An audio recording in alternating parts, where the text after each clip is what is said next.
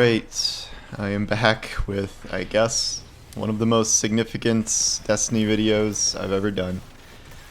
This is the end of a 10-year saga that began with Destiny 1, and we all laughed when this was supposed to be a 10-year franchise, and yet here we are with more to come. The raid has been beaten, an epic, what was it, 18 hours and 30 minutes affair that lasted just over how long the last Wish raid took, and that is without any sort of severe power disparity. I know a lot of teams are still working on it. It was Team Parabellum, which I believe is a totally unknown team that did it off stream, and it was confirmed by Bungie, so congrats to them. I have no idea what the final fight looks like because everyone was watching blacked out, or if there was a cutscene or something at the end. But what happened immediately is Bungie unlocked the promised final campaign mission, which serves as a finale for the entire series up to this point. We had heard rumors about a 12-man activity before this. This has been rumored for kind of a long time. It is, in fact, that it opens with what I would say is easily the most hype cutscene in Destiny history, where Zavala gives a big speech and rallies literally everybody. Every main NPC you've ever seen in the game is there.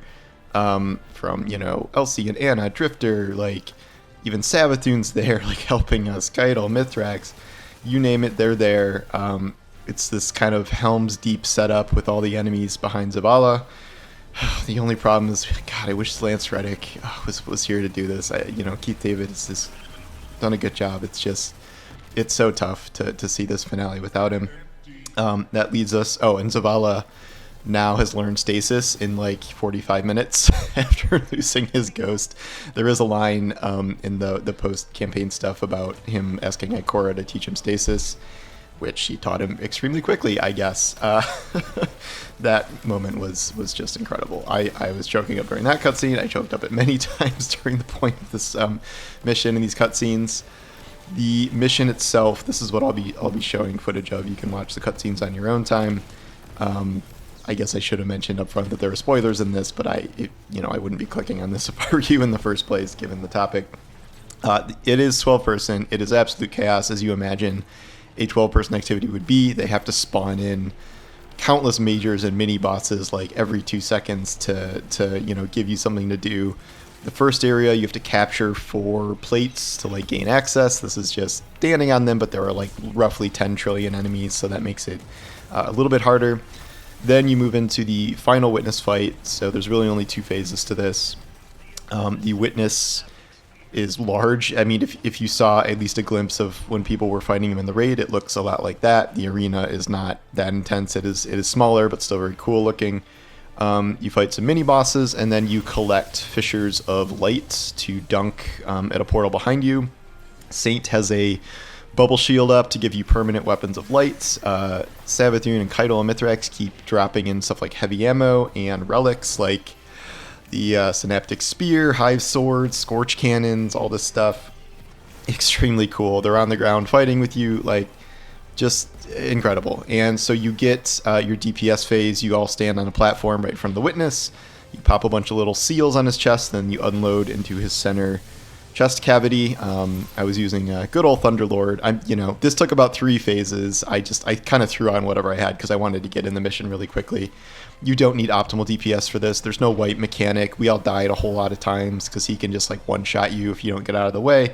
It doesn't matter. This isn't a wipe thing. This is just supposed to be chaotic and fun and something you're not going to fail because Bungie wants us to see the end of the friggin' storyline. 3 DPS phases. The final thing is a ghost blast that everyone does. You channel all the Traveler's Light through your ghost and just 12 people blast him in the chest. He's dead. I guess permanently, hopefully permanently. I think we need to move on from the witness now. And this leads into a lengthy series of cutscenes, including what is without a doubt the most emotional cutscene of the entire thing, where your ghost is dead because he burned out all his lights killing the witness for you. This is very sad, obviously, except Bungie wasn't going to let that go so easily or make us lose our light in the process. Cayde shows up. He talks about how we're all made of light, and him especially was kind of summoned. He's made of the light, which is established in the campaign. He was summoned through an Ahamkara wish, and he kind of realizes he wasn't going to be around indefinitely, and he channels his, pure lightness into our ghost to restore it. And I'm getting choked up even just talking about it. What an incredible scene. And Ghost comes back to life, and Cayde is gone after reminding us that we're his favorite. I'm literally choked up right now. Oh, man. Okay. This leads to a celebration in the last city where we light a bunch of lanterns. Crow is there. He has a new cloak, which means he has accepted the role of Hunter Vanguard. He has a haircut. He now has a different haircut. This is literally the most important development of the entire expansion. And he's the new Hunter Vanguard. You can find him in the tower now. I've heard. I haven't seen him yet. I don't know if he's an actual vendor that does something. I guess we'll see in a minute.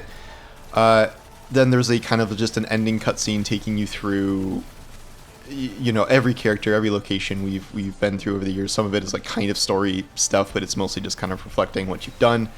The very end has the Guardian sitting looking at the Traveler, which is now emitting some sort of aurora that we don't understand, light and darkness energy. A few things burst out of the Traveler portal and go places. Crow talks about finding one, I think, between Jupiter and Neptune, or they're going to go look for it. Crow talks about how Zebu Wrath's still rolling around, the Scorn and Taken are directionless, how is Salvation starting on each other. So, the point is, they're setting up future contents. There's going to be a showcase on Monday, I guess, that talks about the next year of Destiny. We already know there's episodes, but I assume there will be significant new information in that. We already know that the official Echo season starts on Reset next week, and that will lead into that storyline, in the wake of the Witness's defeat.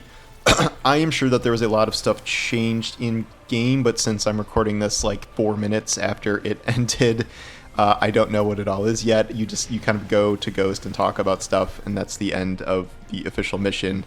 And I don't know. I asked people what's changed. I haven't read the lists so far. Let me see if anyone added anything of significance. There's a new vision in the helm.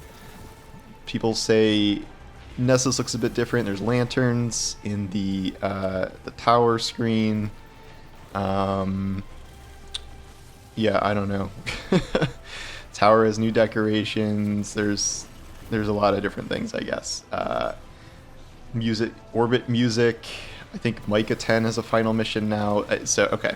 So there's some amount of stuff. Again, this is 20 minutes later, so I'm sure people are still hunting down things, and some stuff may happen at Reset. But I think the main thing is Bungie wants everyone to play this mission. Overall, Bungie just destroyed this, in a good way, obviously. Final Shape is their best expansion. Salvation's Edge is the best raid. The finale is the best story moment in the series.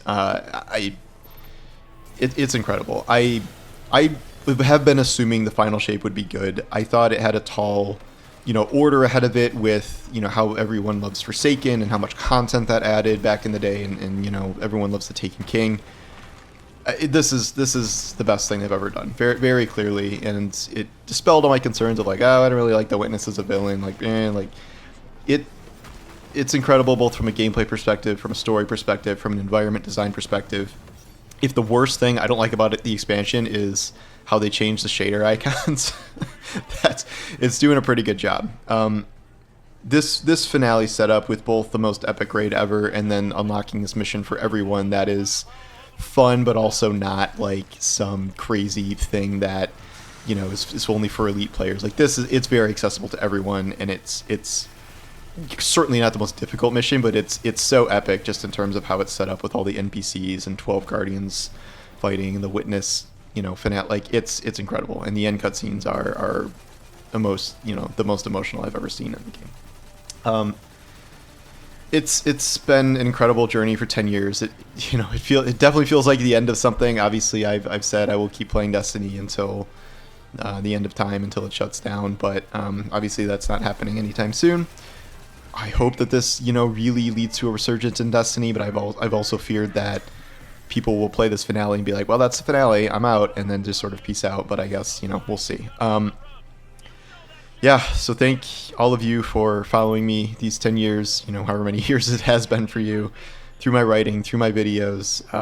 I said this before, like what Destiny means to me, what has changed my life, and read that whole video if you want to, watch that whole video if you want to go into that again. But I don't think I would be where I am at all without this game. I don't think I'd have the life I have without it, and all of your support.